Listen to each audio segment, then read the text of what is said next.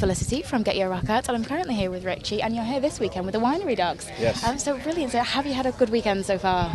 Yeah, it was really cool. We just played, and man, I really enjoyed it. You know, a lot of times in the festival environment, you got to move quick. You know, get your gear up there, and your crew is hustling to get everything prepared, and in the end, I have no complaints. I really had a great time playing. I thought the three of us connected well, and more importantly, I think that we connected with the audience.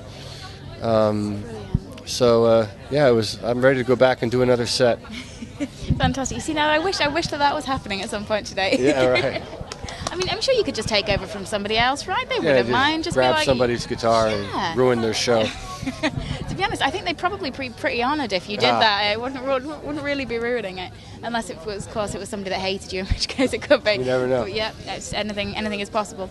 But I mean, a fair few people have been saying how good the set was. You know, I've heard so many good things about it. And I mean, saying that about every time that you guys play together, it's cool. You play unbelievably well together and tight together, and you seem as though you've been playing together for such a long period of time. Yeah. I mean, when you first started this project, did it feel once you started playing together that actually this was a lineup that really gelled together and that the three of you just worked well on stage? Well, you know, the minute we started playing was actually in my garage, in my home studio, and it all happened very naturally.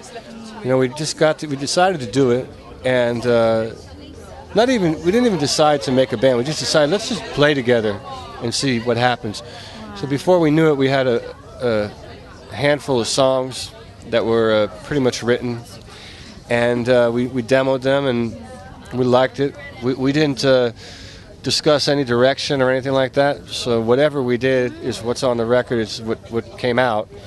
And once we had those first couple of songs, we got together again and wrote a few more and decided, let's try to make a record and see what happens. And it was just really not a lot of thought put in, other than all the thought went into just, if we like it and it feels natural and easy, then we can move forward. I think if there was any process, any point in the process that would have been laboring or like, you know, pulling a wagon up a hill, I don't think any of us would have continued. So what made it work was that it was that easy and fun and creative, you know. So in the end, we did a record that we all really love, and we were able to tour on it for just a little bit more than a year now, till it's done. We'll have done, you know, that much touring, and we're planning on doing it again. We'll make another record and hopefully keep it going.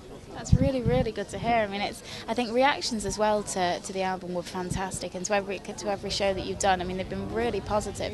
And I think that, I mean, it's, from what I've seen, it wouldn't necessarily be people that I would assume would be into you. It seems to be, you seem to have brought quite a diverse range of fans together that have all seemed to unite in this. I mean, have you found that that's your experience as well, that you've seen a lot of people who you wouldn't necessarily have thought would have been a fan of this kind of thing? Yeah, I think what happens is, you know, I have a certain base of people that have been following me and coming to my shows.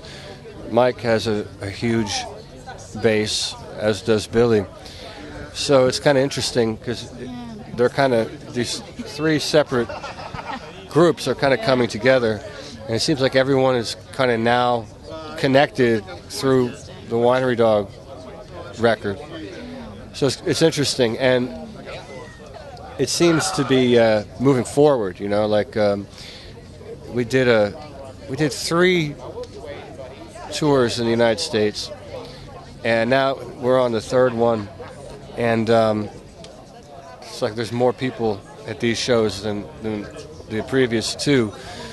So that's a good sign. You know, that means people are connecting with the music, and it's really great to know that you make a record that the only thing that you're doing is just representing yourself, your musical concept, and people are responding well to it and want to hear it live. So that's great. Brilliant. Yeah. And with the newer fans that you've seen kind of coming to more recent shows, do you find that they're actually people that haven't been fans of either of the three of you in the past and who are discovering Winery Dogs as a new incarnation, or is it still kind of mainly centred in the fan base, the kind of previous fan bases? I think it's moving into people that are discovering the band now. I think in the beginning there was a lot of people that knew our names, that were very curious to what we were doing. And now up to this point, I notice when we're on stage, people are singing along to the lyrics.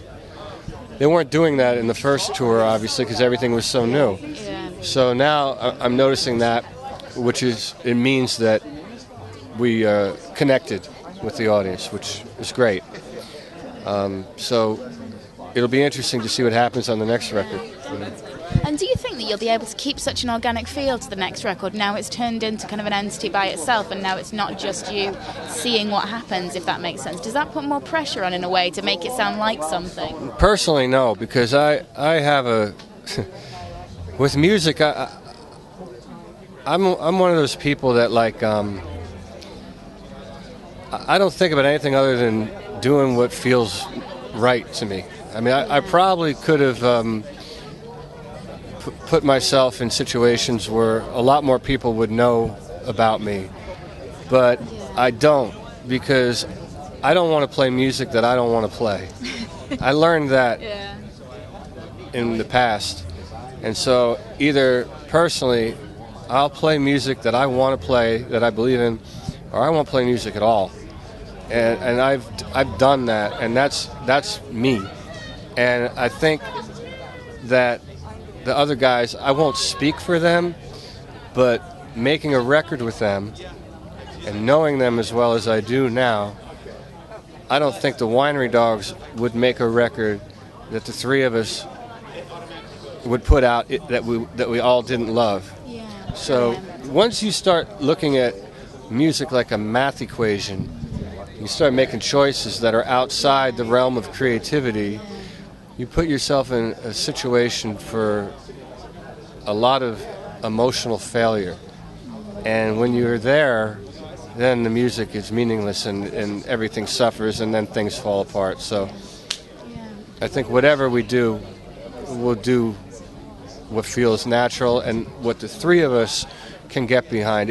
Even in the decision-making process, if I make a suggestion and one of the other guys loves it, but the other guy doesn't, we don't do it. We don't move unless all three of us agree to move. And then that way, once you're in the position, at least you know we all three of us decided to go here. It's not like we were drugged here by, you know what I'm trying to say? Yeah, by someone that didn't want to go there. So. Brilliant. And when you're writing the next one, will you be conscious of trying to make it sound quite similar to the previous record? Or is there just no consideration? I mean, if it wants to take a completely different direction, would you be happy for it to do that? Like I said, I don't think in those terms. We're going to write what we're going to write. Yeah. You know, we're going to get in a room and we're going to do what we did last time. And Mike's going to play a drum beat. I'm going to sing a chorus idea, and Billy's going to play a bass thing, and we're going to jam on it and manipulate it and write to it. And it's going to be what it's going to be, because, like I said, it's not, music isn't math to me. Music is something that you feel, comes from creativity.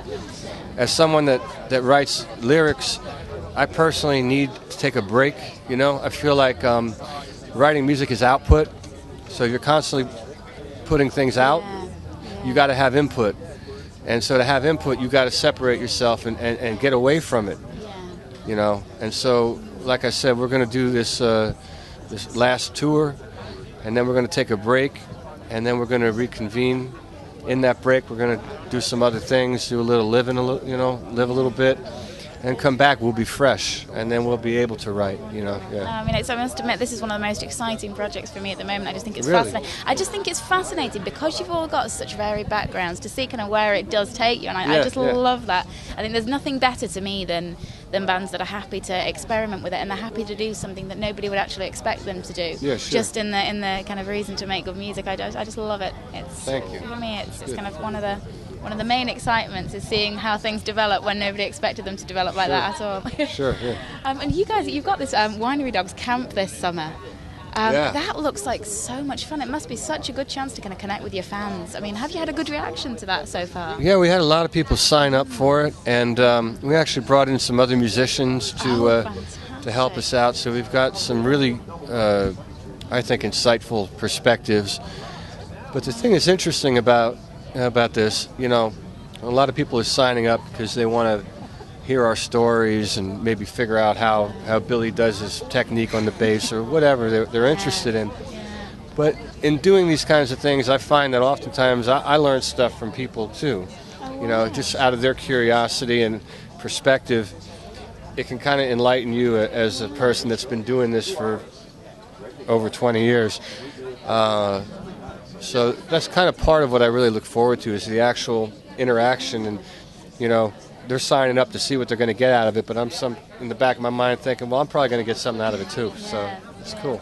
No, that's really good, and I think when you're coming up from a position where, as you say, where you've been doing it for so long, and then you see it through somebody's eyes who's just kind of discovering things for the first time, I think it does give you a completely whole new outlook on things. It's good stuff. Fascinating thing to see. Yeah. And how about solo work? I mean, what's next for you, kind of solo-wise, or is that not really a focus at the moment? Well, actually, I've got a solo thing coming out in September. Oh, fantastic! Yeah, it's pretty interesting. What we've done, the label that signed the Winery Dogs, put together a kind of a retrospective on my solo material. And so I handpicked like 32 compositions. There's 2 brand new ones. And then there's a bunch of other things that I just thought were the most significant things of my career, and put it on one package. So it's 2 CDs, 1 DVD. It's called The Essential Richie Kotzen. One of my friends named it for me. And brilliant. So, yeah, and the reason being is that there's a lot of people, apparently, that when they heard the Winery Dogs, some people didn't even know I was a singer. And I'm like, I've been singing since I was 18 years old. So it's kind of interesting, you know, when you do a high-profile gig that I did when I was 21, like Poison, for example, and then you kind of go away for a while, people just associate you with that and don't really know. So all this other stuff has been happening over the years with my solo career, so we decided to make one package so that the person that says, well, I never knew you could sing, I never knew this, well, here's what I've been doing for the last 20 years.